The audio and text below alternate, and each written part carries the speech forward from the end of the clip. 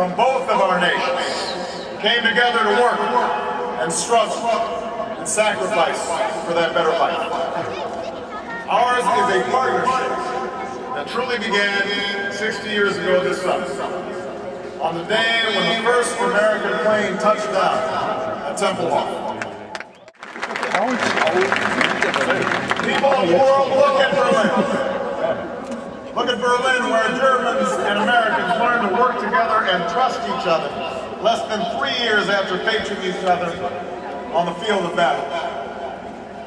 Look at Berlin, where the determination of a people met the generosity of the Marshall Plan and created a German miracle, where a victory over tyranny gave rise to NATO, the greatest alliance ever formed to defend our common security.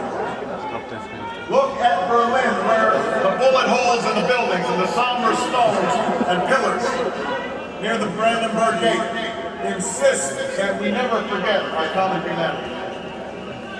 People of the world, look at Berlin, where a wall came down, a continent came together, and history proved that there is no challenge too great for a world that stands this way. History has led us to a new crossroad, with new promise and new peril.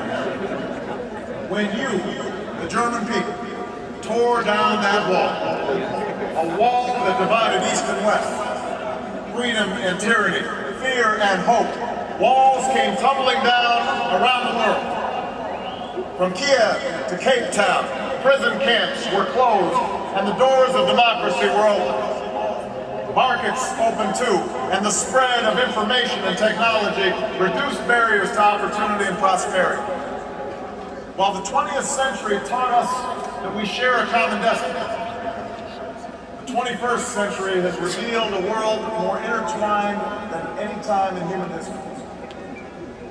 The fall of the Berlin Wall brought new hope, but that very closeness has given rise to new dangers that cannot be contained within the borders of a country or by the distance of an ocean.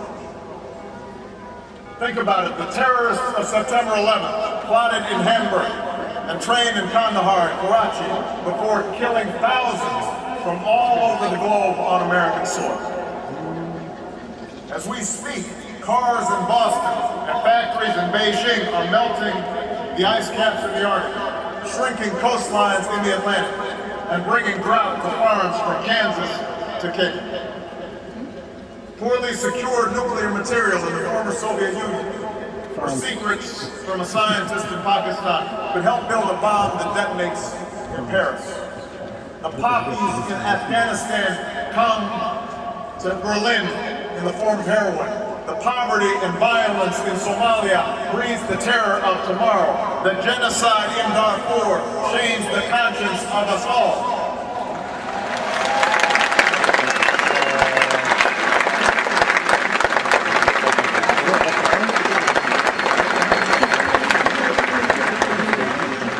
In this new world, such dangerous currents have swept along faster than our efforts to contain them. That is why we cannot afford to be divided. No one nation, no matter how large or powerful, can defeat such challenges alone. None of us can deny these threats or escape responsibility immediately. Yet in the absence of Soviet tanks and a terrible wall, it's become easy to forget this truth. If we're honest with each other, we know that sometimes, on both sides of the Atlantic, we have drifted apart, forgotten our shared destiny.